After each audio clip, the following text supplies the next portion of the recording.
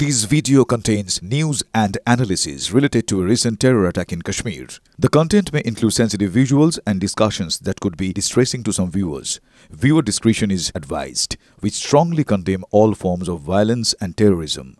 The purpose of the content is solely to inform and create awareness based on verified reports. Top quality और consistent performance के लिए सिर्फ silver pump नाम याद रखना। এই মুহূর্তে আরো একটা বড় খবর ব্রেক করতে চলেছি। জলের পর এবার আকাশপথেও পাকিস্তানকে টাইট দিচ্ছে ভারত। পাক যুদ্ধ বিমানের গতিবিধি রুখতে অত্যাধুনিক জামা সিস্টেম বসালো ভারত। ভারত পাক সীমান্তে বসলো হাই ফ্রিকোয়েন্সি জামা সিস্টেম। কিভাবে কাজ করবে এই জামা সিস্টেম, পাকিস্তান কতটা বিপাকে পড়বে জানতে সরাসরি কথা বলবো গ্রাউন্ড জিরো থেকে আমাদের সহকর্মী সায়ন্ত আমাদের সঙ্গে রয়েছেন। সায়ন্ত, ভারতের এই নতুন পদক্ষেপে পাকিস্তান কতটা বেকায়দায় পড়তে চলেছে?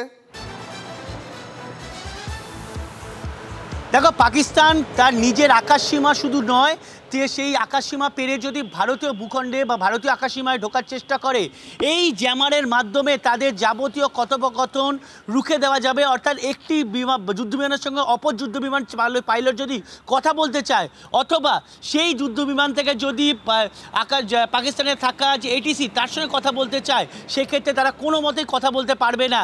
এমনকি তারা যে দিক নির্দেশ, অর্থাৎ তাদের মনিটরে যে স্ক্রিন দেখা যায়, যে দিক নির্দেশ অনুযায়ী তারা যে চলাচল করে, সেটা পর্যন্ত লক হয়ে যাবে এই অত্যাধুনিক হাই ফ্রিকোয়েন্সি জ্যামারের মাধ্যমে। মূলত ভারত পাক সীমান্তের একাধিক জায়গায় এই হাই ফ্রিকোয়েন্সি জ্যামার বসিয়ে দেওয়া হয়েছে এবং সেটা কিন্তু অত্যন্ত টেকনিক্যাল যে জায়গাগুলো রয়েছে, অর্থাৎ কৌশলগতভাবে যেগুলো গুরুত্বপূর্ণ, সেই জায়গাগুলোকেই ব্যবহার করা হয়েছে। যেটা জানা যাচ্ছে, এই সিদ্ধান্ত গত কয়েক সপ্তাহ আগে নেওয়া হয়, সেই মতো গত দুদিন ধরে দেখা যাচ্ছে এই জ্যামার ইনস্টল করা হয়েছে। মূলত ভারতীয় আকাশসীমায় ঢুকলেই কোনো রকম নিজেদের মধ্যে কমিউনিকেশন করতে পারবে না, সমস্যায় পড়বে, তখনই কিন্তু পাল্টা ভারতীয় বায়ুসেনা প্রত্যাঘাত করবে। এবং এই বিষয়টিকে মাথায় রেখেই কিন্তু শুধু যে কাশ্মীর এরিয়া তা কিন্তু নয়, গুজরাট বা রাজস্থানের দিকেও কিন্তু এই হাই ফ্রিকোয়েন্সি জ্যামার বসানো হচ্ছে বলে ভারতীয় সেনা সূত্রে খবর, যাতে আকাশপথে সম্পূর্ণভাবে অবরুদ্ধ করে দেওয়া যায় পাক বায়ুসেনাকে। মানে কার্যত পাকিস্তানের যুদ্ধ বিমানদের পাইলটদের অন্ধ করে দেওয়ার প্রস্তুতি চলছে। সায়ন্ত, আমার সঙ্গে থাকো এই মুহূর্তে প্রাক্তন সেনাকর্তা আমাদের সঙ্গে আর কে দাস রয়েছেন। আমি একটা সহজ একদম বেসিক যেটা সাধারণ মানুষ বুঝতে চাইছেন, যে এই অত্যাধুনিক ফ্রিকোয়েন্সি জ্যামার সিস্টেমগুলো পাকিস্তানের যে যুদ্ধ বিমানগুলি রয়েছে F-16 এর মতো যুদ্ধ বিমান, সেগুলির পাইলটকে এবং পাক বায়ুসেনাকে কতটা বিপাকে ফেলতে চলেছে?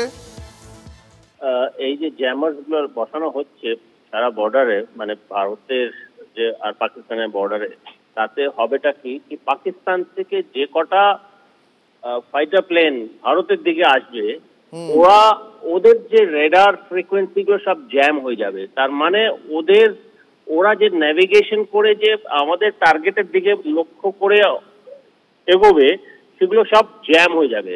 এবং আমাদের যে প্লেন যদি ওদের বিরুদ্ধে কাজ করবে, তো ওরা ডিটেক্ট করতে পারবে না। মানে এয়ার টু এয়ার যে রেডার থাকে সেগুলো সব কাজ হবে না, প্রথম কথা।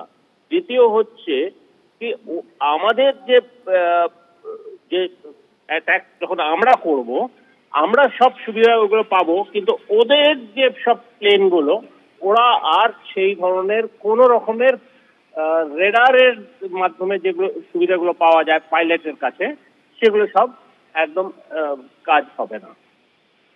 বেশ, আপনাকে অনেক ধন্যবাদ আপনার প্রতিক্রিয়ার জন্য। আর এদিকে সীমান্তে পাকিস্তানের উস্কানির কোনো বিরাম নেই। টানা 7 দিন ধরে অস্ত্রবিরতি চুক্তি লঙ্ঘন করছে পাক রেঞ্জার্সরা। কুপওয়ারা আখনুর উড়ি সেক্টরে গুলি চালিয়ে যাচ্ছে পাক বাহিনী, কখনো দিনে কখনো রাতের অন্ধকারে, যদিও পাকিস্তানকে যোগ্য জবাব দিচ্ছে ভারতীয় সেনাও। আমার সহকর্মী সায়ন্ত আমাদের সঙ্গে রয়েছেন। সায়ন্ত, পাকিস্তানে কি কোনো স্ট্র্যাটেজি রয়েছে এর পিছনে? লাগাতার এই উস্কানি পাকিস্তান দিয়ে যাচ্ছে কোন সাহসে?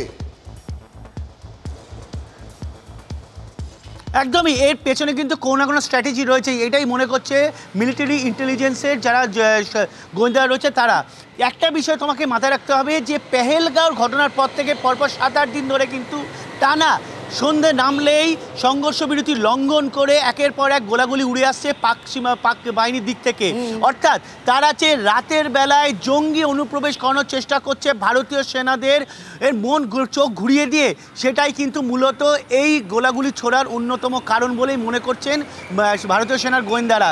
আর সেই কারণে যেরকম গোলাগুলির পাল্টা প্রত্যাঘাত করা হচ্ছে, তেমনি সীমান্তে কিন্তু বাড়তি নজরের পাশাপাশি ট্যাঙ্ক মোতায়েন করা হয়েছে এবং অন্যান্য অস্ত্র মোতায়েন করা হয়েছে, যাতে অনুপ্রবেশ বা জঙ্গি অনুপ্রবেশ না ঘটতে পারে। একই সঙ্গে তোমায় বলে রাখি যে ডিজিএমও কিন্তু ফোন করার পরেও পাকিস্তান যে বিষয়টিকে কোনো রকম গুরুত্ব দিচ্ছে না, যার প্রমাণ হচ্ছে কিন্তু এই ধরনের গোলাগুলি বা সংঘর্ষ বিরতি লঙ্ঘন করা। পাল্টা কিন্তু ভারতীয় সেনা কড়া প্রত্যাঘাত করছে এবং তার ঝাঁজ কিন্তু আগামী দিনে আরো বাড়বে বলেও গতকাল আমরা দেখেছি যে কথা সায়ন্ত বলছিল যে কোনো মুহূর্তে ভারত আরো কড়া পাল্টা প্রত্যাঘাত করতে পারে, সেই আতঙ্কেই কাঁপছে পাকিস্তান। এবার 26/11 মাস্টারমাইন্ড হাফিজ সঈদের নিরাপত্তা বাড়ালো পাকিস্তান। জানি রাখি আপনাদের এই মুহূর্তের আরো একটা বড় আপডেট, হাফিজ সঈদের নিরাপত্তা বাড়ালো পাকিস্তান। নিরাপত্তায় মোতায়েন করা হয়েছে স্পেশাল সার্ভিস গ্রুপের এলিট কমান্ডোদের। এই মুহূর্তে আরো একটা বড় খবর পাওয়া যাচ্ছে, লাহোরের জওহর মহল্লায় হাফিজের বাড়িতে সেনা মোতায়েন করা হয়েছে।